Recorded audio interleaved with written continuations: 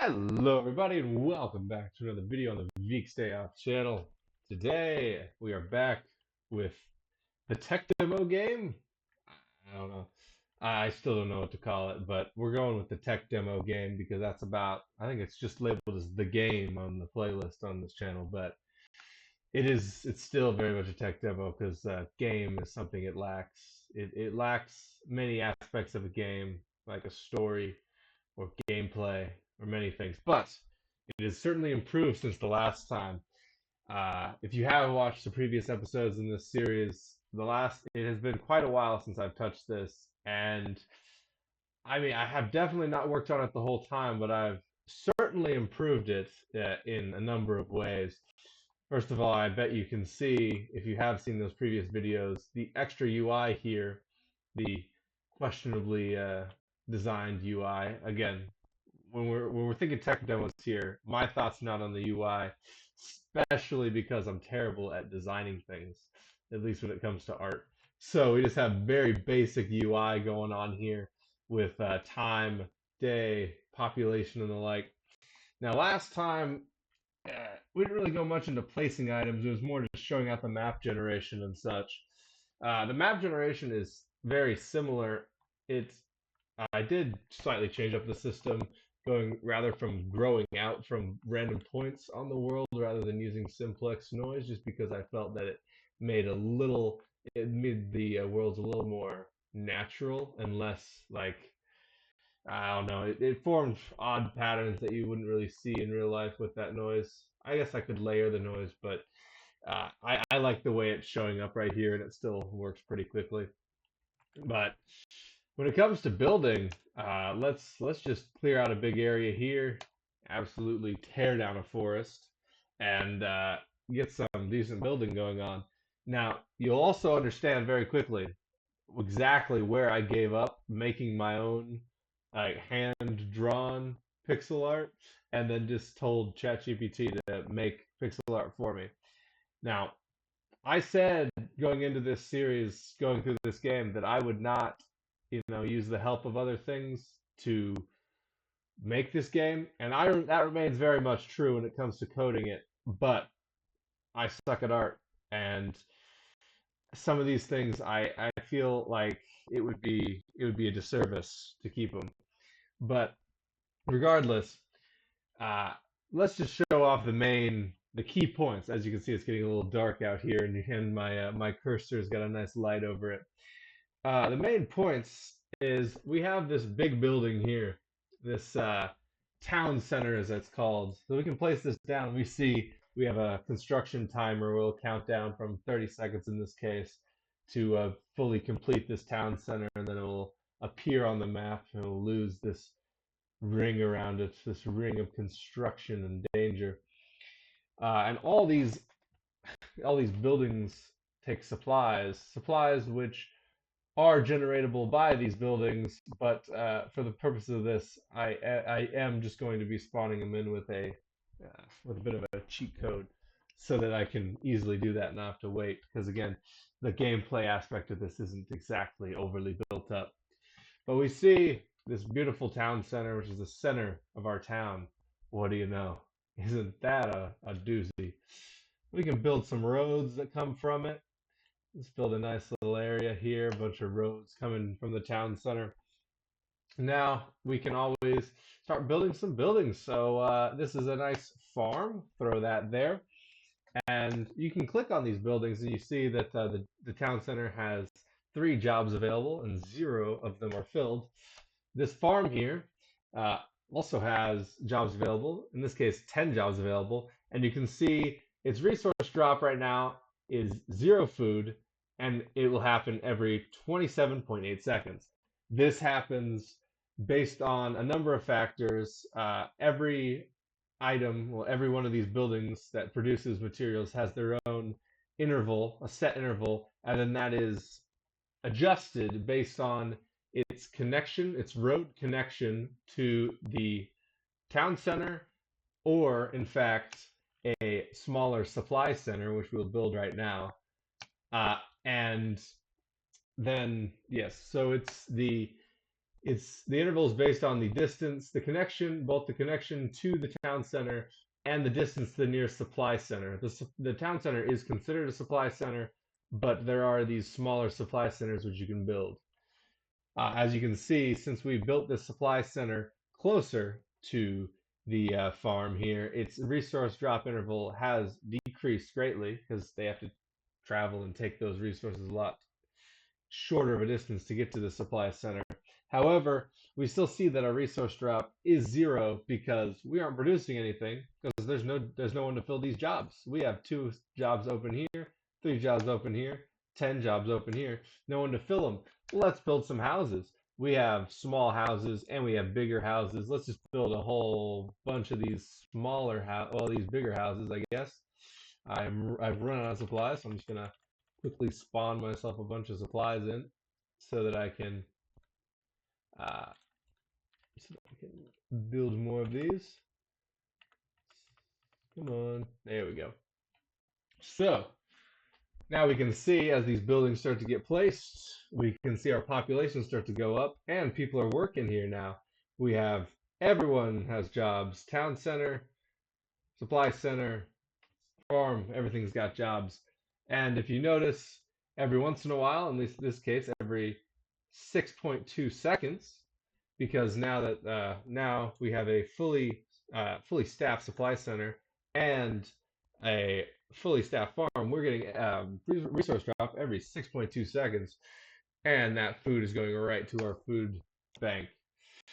Now, that is the main gist of this that I've been working on, is getting these buildings to produce items, connect to the nearest center, a supply center, whether that be a town center or a smaller supply center, making sure that these houses create people in which they can fill jobs, and the amount of people in a job will determine the resource drop. So, for instance, if you only had 8 people working here, the resource drop is going to be uh, 20% less since you're missing 2 people. So it would only be 8 food every 6.2 second interval.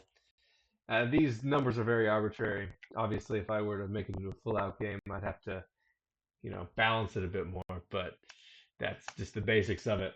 And we have a few other things I've been building out, and you can tell very much AI generated art because, once again, my art skills need improvement. But we have a tree plantation right here. Tree plantation will hold 8 jobs, will produce supplies, since supplies are kind of just a catch-all at the moment, as opposed to individually saying, this is making wood. It's making supplies. Uh, when we'll see that build, and some people will start working there. 8 people started working there, and it's connected to this tree. It's connected to this supply center because it's the closest, and we can see that by this little green debug kind of line there. Um, Next, we have a wharf. This specifically must be built on the coast, like so. If I get the supplies for it, it must be built on the water, and as we can see, that gets placed there. It has to be built on the water. Can't be built here. Can't be built inland like this. It's got to be built with 2 spaces on the land and 4 in the water, and we can connect that up. Well, that actually shows a little opportunity to show another feature here. As you can see, this wharf is connected to the closest supply center, which is the town center. However, we see that it is red, meaning that it is not directly connected by a road, and that's going to increase the resource drop interval by a significant amount. Now, if I were to connect it by a road, should see, yeah, it dropped 10 seconds. The interval dropped 10 seconds because now it's connected by a road. People have a nice, quick road path to travel to that town center. And the final thing is a mine. Now, a mine is a special building where it has to be placed on certain tiles to be able to do anything, at least do anything useful. I could theoretically place it here, but as you can see, its projected production is nothing because it's just sitting on grass. Over here, we have a bit of a a iron ore patch. So if we place it on here, we can see that 7 of its 9 spots are on iron ore, and so it's projected to produce 70 iron per resource drop. Now, if I were to scoot it over here, I can't because there's a tree in the way, but if I were to, there's only 5 iron in this area, in which case it'll only do 50 per drop. But it's based on the amount of iron it takes, or in this case, there are other, uh, this seems to be a lot of iron around here, but there are also stone deposits that will do the same. But you can place it here, and now we have this iron mine producing 70 iron per drop with a resource drop interval of 55 seconds. Again, its closest resource drop or supply center, should I say, is over here, but it is not connected to that town center, so we still see that red debug line. But if I were to connect it, it's now green because it's connected. And then that will, once this builds, its jobs will fill in. Actually, it probably is not going to be able to fill in. I don't know quite how many jobs I'm using right now, but it's a good number. Uh, so I might not fully be able to staff it. Let's see when it finishes building. Yeah, 8 out of 10. And oh, what do you know? See, we discover bugs on video because this bug right here, clearly, we have an 8 out of 10 here on the jobs, but it's producing no iron. We've already found a bug, and I know what I'm going to be doing after I record this video. I'm going to be fixing whatever the hell happened here. But, that's what happens when you're doing things manually, and you're doing things just, you know, record them. Things happen, and especially in a tech demo like this, things are going to happen. That pretty much covers all the new information about this. It is a lot compared to the last thing, and I haven't been working on it the whole time. Since the last video, I've been kind of here and there, every once in a while, throwing some things together, putting some systems together, making new buildings. But I still intend on continuing this, and especially if you guys like it, and could maybe possibly, if I if you could be so kind, give me more ideas, because I have ideas, but they are limited, and if I get some inspiration, maybe they'll be less limited. So if you do have any ideas, throw them in the comments. It'd be greatly appreciated. Uh, that should cover pretty much everything. The only thing we have left to cover is this little set manual connection button. Just in case, for whatever reason, you don't like the automatic connections which are made, which are just going to be to the nearest supply center. And as the crow flies distance, it'll just choose the nearest. But let's say maybe the nearest properly isn't properly staffed, and so there'll be a bad effect on it since it's not there'll be a bad effect on resource drop intervals since it is not properly staffed. Maybe you want to manually set a connection, and you say, actually, I don't want this iron mine to deliver to this supply center. I want this iron mine to deliver to the town center. I'll set the manual connection. We can see this little blue line come out of it, and I'll set that connection to the town center, and now it's set. And so now we have this green line here, which because it's still connected to the town center, but now this is a manual connection line to the town center. Now the resource drop interval definitely went up. It actually didn't go up that much. It went up like 0.4 seconds. So actually not that much of a difference, but it did go up because it is further away, but that might be useful if, for instance, this supply center had 0 or 1 person staffing it.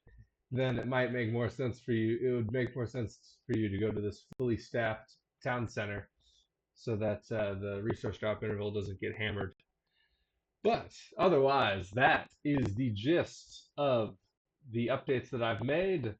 I hope you guys enjoyed. And again, if you have any ideas for what to do, let me know, and I will try to add them or at least consider them. And otherwise, otherwise, I'll just continue pumping out ideas as they come in my head, and I have the time to implement them.